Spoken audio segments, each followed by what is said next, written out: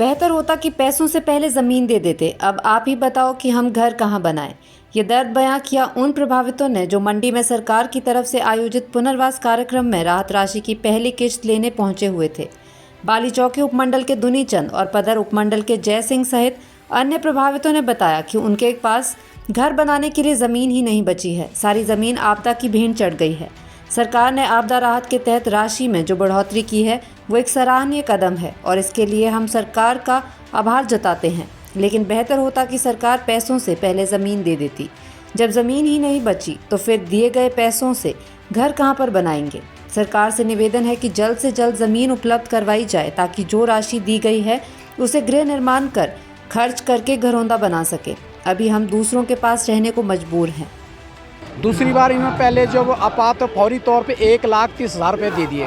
Total राशि ये लगभग 4,30,000 रुपये हो जाती है। मेरा प्रदेश के मुख्यमंत्री से ये आग्रह है कि ये राशि 4.5 लाख हो गई है कि इस राशि का प्रयोग हम तभी कर सकते हैं जब हमारे नाम लैंड हो जाएगी। आपने बात तो की है। मेरा ये आग्रह है प्रदेश के मुख्यमंत्री से कि हमारी तरह जो जिनकी ज़मीन भी ख़त्म हो गई है, मेरा 15 कमरों का लगभग 70 लाख रुपए का नुकसान हुआ है, वो ज़मीन भी ख़त्म हो गई है और फ्यूचर में कभी हम वहाँ घर भी नहीं बना सकते हैं। मेरा प्रदेश के मुख्यमंत्री से यही मांग है कि आपका बहुत बहुत आभार करते हैं। आपने हमें बहुत इतनी बड़ी बात की, हमारे लिए ज़मीन की बात भी की, हमारे लिए पैसे का प्रावधान भी कर दिया।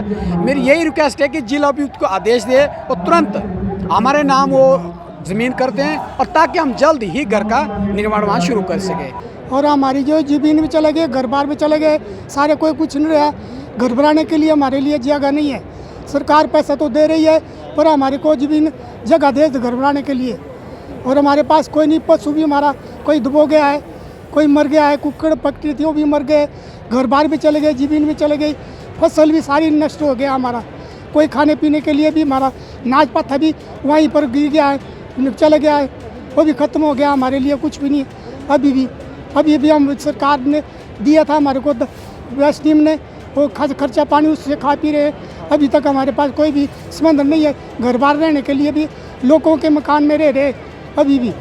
वहीं जब इस बारे में सीएम सुखविंदर सिंह सुक्खू से पूछा गया तो उन्होंने बताया कि इस संदर्भ में सभी अधिकारियों को ज़मीन तलाशने के निर्देश दे दिए गए हैं। जल्द ही सभी प्रभावितों को ज़मीन आवंटित कर दी जाएगी।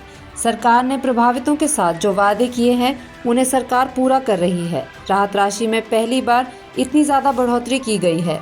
ज़मीन भी जल्द ही उपलब्ध करवाई जाएगी। सरकार प्रभावितों के साथ खड़ी है और उन्हें हर संभव सुविधा देने का प्रयास कर रही है। अभी हमने 31 करोड़ रुपए की पहली किस्त जारी की है। तकरीबन आंशिक और पूर्णतया क्षतिग्रस्त मकानों की संख्या 7200 के करीब है और इस राशि जारी करने के साथ उन्हें पानी के कनेक्शन मुफ्त में मिलेगा, बिजली का कनेक्शन मुफ्त में मिलेगा और जो सीमेंट की बोरी है वो 280 रुपये में मिलेगी। जो सवाल आपने पूछा है उस पर कि 2 बिस्वे और 3 बिस्वे हमने जगह का प्रावधान किया है। सरकार को दिशा निर्देश दिए, सरकार ने अधिकारियों को दिशा निर्देश दिए है कि जगह का ढूंढा जाए और उसके बाद उनको अलॉट कर दिया जाएगा, जो 7 जुलाई से लेकर 30 सितंबर तक आपदा में प्रभावित हुए। बता दें कि आपदा के कारण अधिकतर प्रभावित ऐसे हैं जिनके पास घर बनाने के लिए ज़मीन ही नहीं बची है। ये लोग सरकार के पास ज़मीन को लेकर टकटकी लगाए बैठे हैं। जब तक इन्हें ज़मीन नहीं मिलेगी तब तक ये दूसरों के पास या फिर किराए के कमरों में ही गुजारा करने को मजबूर रहेंगे।